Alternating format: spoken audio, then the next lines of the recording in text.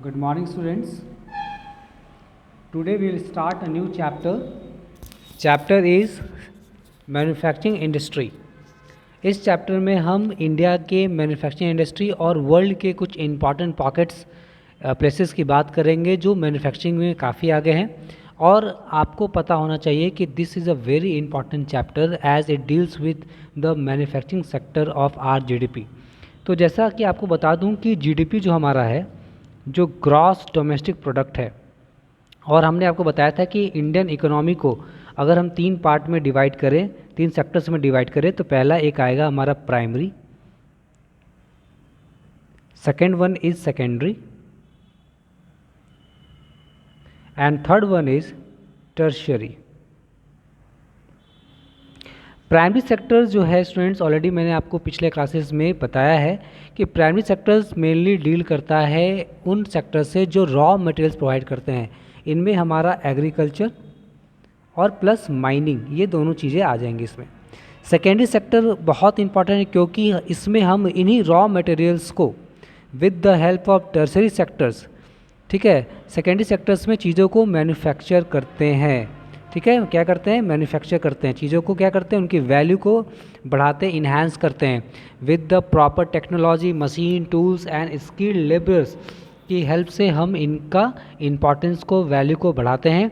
और इसमें हेल्प कौन करता है? हमारा टर्सरी सेक्टर, जो कि डील करता है सर्विसेज से. सर्विसेज कहने का मतलब है कि जैसे हम कर रहे हैं टी फॉर ट्रांसपोर्ट, ठीक है, सी फॉर कम्युनिकेशन सिस्टम एक्सेट्रा. अगर ये तीनों ना हो तो हमारी जीडीपी, कंट्री की इकोनॉमी चलेगी ही नहीं. इसका मतलब ये बहुत इजीली हम समझ सकते हैं कि ये तीनों सेक्टर जो हैं आपस में क्या है? इंटर डिपेंडेंट है. Yes, this three sectors, primary, secondary and tertiary, ये तीनों आपस में इंटर डिपेंडेंट है. कैसे? सिंपल सा एग्जांपल है. अगर जमशेदपुर एक प्लेस है, इसके आसपास मान लो कोई माइनिंग एरिया है जहाँ से हमें रॉ मटेरियल मिल रहा है, किसका? आयरन का. ठीक है, हेमाटाइट, ये सब हमको मिल रहे हैं. अगर इस रॉ मटेरियल को अगर हम ट्रांसपोर्टेशन के थ्रू अगर इंडस्ट्रीज, फैक्ट्रीज तक पहुंचा पाएंगे, तभी इनका वैल्यू एडिशन हो पाएगा. इनकी इम्प्योरिटीज को हटाकर हम जो हमें आयरन रॉड्स चाहिए या वेरियस अदर प्रोडक्ट्स, उनको हम बना सकते हैं. तो फिर देखो यहाँ जैसे हमने ट्रांसपोर्टेशन का नाम लिया, इसका मतलब टर्सरी सेक्टर इसको हेल्प कर रहा है. इसका मतलब ये तीनों जो सेक्टर्स हैं इंपॉर्टेंट है. जब मैन्युफैक्चरिंग हो जाएगी तो इसे मार्केट्स तक पहुंचाने के लिए अगेन वी नीड सर्विसेज. तो कहीं ना कहीं हमें ह्यूमन रिसोर्स की भी ज़रूरत पड़ती है. इसका मतलब स्टूडेंट्स कि ये तीनों सेक्टर्स आपस में इंटर डिपेंडेंट हैं. They all are interdependent. आज जिस चैप्टर में हम लोग फोकस करेंगे मैन्युफैक्चरिंग इंडस्ट्री के बारे में और सीखेंगे कैसे ये बहुत इंपॉर्टेंट है, और इसके क्लासिफिकेशन को भी हम ध्यान में रखेंगे. After independence, India has made a considerable progress. Recently, the government has taken numerous steps and policy decisions to significantly enhance manufacturing. आज स्टूडेंट्स आप खुद देखो, हम वेरियस सर्विसेज और प्रोडक्ट्स इस्तेमाल करते हैं. आपको देखो मोबाइल फ़ोन से लेकर TV, fridge, refrigerator, motor bikes, car, इन सब की मैन्युफैक्चरिंग कहीं ना कहीं फैक्ट्रीज़ में होती है.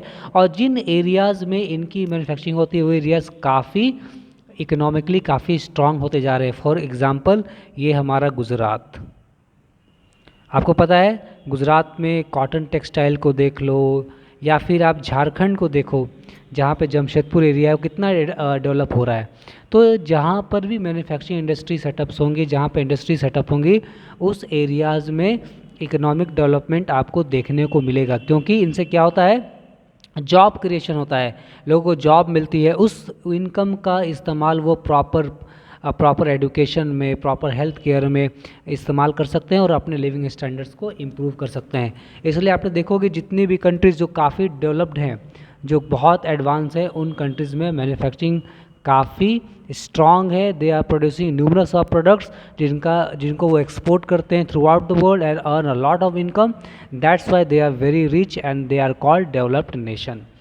तो इसका मतलब अभी हमने क्या सीखा कि मैन्युफैक्चरिंग बहुत ही इंपॉर्टेंट है. तो अगर हम मैन्युफैक्चरिंग को अगर हम डिफ़ाइन करना चाहें तो क्या बोलेंगे? It is the process of converting raw materials into finished goods. Raw materials को हम क्या करते हैं? रॉ मटेरियल्स को हम रॉ मटेरियल्स को with the help of technology and various other services हम इसको चेंज करते हैं फिनिश्ड गुड्स में। ये फिनिश्ड गुड्स वो गुड्स होते हैं जिनका हम इस्तेमाल कर सकते हैं। सिंपल सा स्टूडेंट सोचो, जो आप मैगी खाते हो घर पे, why it is easily available in the market. आप जब भी मार्केट में जाते हो, शॉप्स में जाते हो, आपको आसानी से मिल जाता है। इसका मतलब कहीं ना कहीं कंपनीज को बना रही है, नेस्ले कंपनीज को बना रही है, एंड प्रॉपर ट्रांसपोर्टेशन अवेलेबल, इसकी वजह से ये बहुत इजीली हमारे मार्केट तक पहुंच पाता है और हमें जो जब भी ज़रूरत पड़ती है हम उसका इस्तेमाल कर पाते हैं। तो ये हो पाया है मैन्युफैक्चरिंग इंडस्ट्री और सर्विसेज के कारण। इसका मतलब ये तीनों सेक्टर जो हैं, ये तीनों बहुत ही इंपॉर्टेंट रोल प्ले कर रहे हैं। आज जो है कि हमारा जो जीडीपी है, इसमें एक बहुत ही सिग्निफिकेंट अराउंड 15% जो हमारी जीडीपी का हिस्सा है वो मैन्युफैक्चरिंग इंडस्ट्री से आता है या सेकेंडरी सेक्टर से आता है। हमारा जो टारगेट है गवर्नमेंट का कि it has to be increase around 25% by 2025। It means we are trying our level best. The government is putting a lot of endeavour to increase the manufacturing year. जब manufacturing increase होगी तो आप खुद देखोगे India एक बहुत strong nation बनकर खड़ा होगा, बिकॉज लोगों के पास जॉब होगी, इनकम होगी। आप खुद देखो कि आजकल हम लोग मोबाइल फ़ोन्स खरीदते हैं, उसमें लिखा रहता है मेक इन इंडिया। क्या लिखा रहता है? Make in India. आखिर इसका मतलब क्या है? इसका मतलब ये है कि इसका जो प्रोडक्शन हुआ है, ये जो फिनिश्ड गुड है इसको हम इस्तेमाल करने जा रहे हैं, ये इंडिया में बना हुआ है। अगर ये इंडिया में बना हुआ होगा, इसका मतलब इसकी प्रोसेसिंग, रॉ मटेरियल को चेंज करना, वैल्यूबल बनाना, ये सारा काम इंडिया में होगा, तो कहीं ना कहीं लोगों को जॉब मिलेगी। इसलिए ये बहुत ही इम्पॉर्टेंट है। सो स्टूडेंट्स, हमने डिस्कस कर लिया मैन्युफैक्चरिंग क्या होता है। अब हम लोग फोकस करेंगे इसके क्लासिफिकेशन की। क्लासिफिकेशन क्यों ज़रूरी है? क्योंकि आपको पता है अगर हम क्लासीफाई कर सकते हैं किसी चीज़ को, अगर हम क्लासीफाई कर सकते हैं तो इसका मतलब है we can easily identify the features, importance and what are the problems faced by such industry, जिसको हम क्या कर सकते हैं? हेल्प कर सकते हैं। इसलिए क्लासिफिकेशन करना बहुत ज़रूरी, ताकि हम इसके सभी इफ़ एंड सभी चीज़ों को हम समझ सकें। तो पहला है, जब क्लासिफिकेशन हम करते हैं तो पहला क्लासिफिकेशन का बेस क्या होगा? वो होगा on the basis of raw materials used. हम कौन सा रॉ मटेरियल्स यूज़ कर रहे हैं उसके बेसिस पर हम इसका क्लासिफिकेशन करेंगे। तो इसमें जो सबसे पहला नाम आएगा स्टूडेंट्स, वो होगा agro based industry. Agro based industry का मतलब क्या है?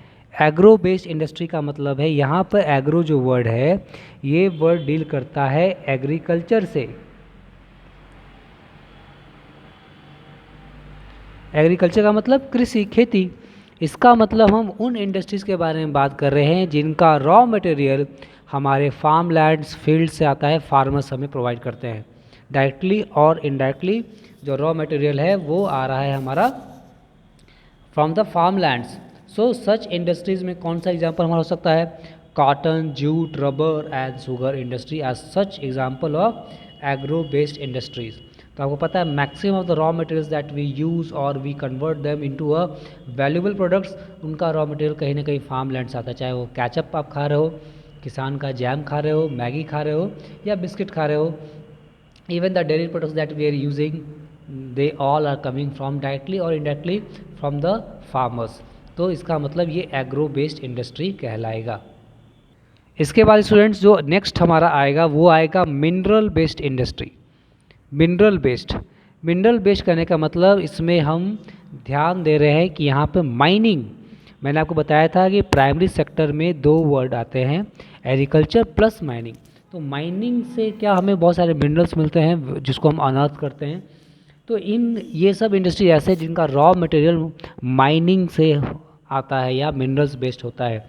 जैसे आपका एग्जांपल होगा आयरन ओर, उससे रॉड्स बनते हैं, या बहुत सारे वेरियस अदर जो मेटल्स हैं, जैसे जो ऑटोमोबाइल इंडस्ट्री में है, मोबाइल फ़ोन्स बन रहे हैं, तो इन सब का जो रॉ मटेरियल है वो मिनरल से ही होता है। इसलिए इसे हम कहेंगे मिनरल बेस्ड इंडस्ट्री। कुछ ऐसी भी इंडस्ट्री है जो फॉरेस्ट बेस्ड है, जैसे फर्नीचर, बिल्डिंग्स, मैन, पेपर। तो एक हमारा हो जाएगा फॉरेस्ट बेस्ड।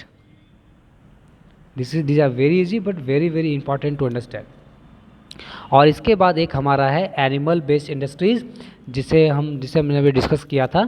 जैसे हाइट, जो चमड़ा उद्योग होता है, ठीक है, skin, hair, other parts of animals which are used for such purpose like leather. तो ये सब हम होगा एनिमल बेस्ड।